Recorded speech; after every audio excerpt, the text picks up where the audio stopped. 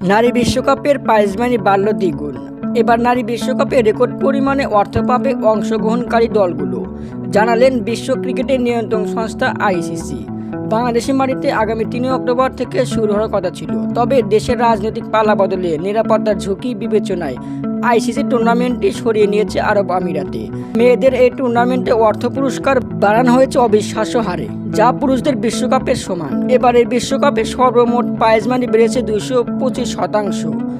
গেল বছরে বরাদ্দ ছিল সর্বমোট প্রাইজ মানি $2.45 মিলিয়ন মার্কিন ডলার, আর এবার সেই প্রাইজ মানি অবিশ্বাস্যভাবে বেড়ে দাঁড়িয়েছে $7.95 ডলার, যা বাংলাদেশি টাকায় 95,99,00,000।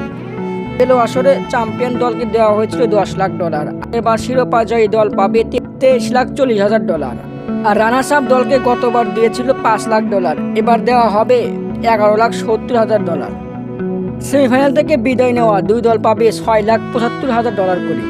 বাংলাদেশ গ্রুপ পর্বে অংশ নিয়েই পাবে $1,12,500, আর প্রতিটি ম্যাচ জয়ের জন্য পাবে $17,500 করে। বিডি নিউজ, হৃদয় হাসান।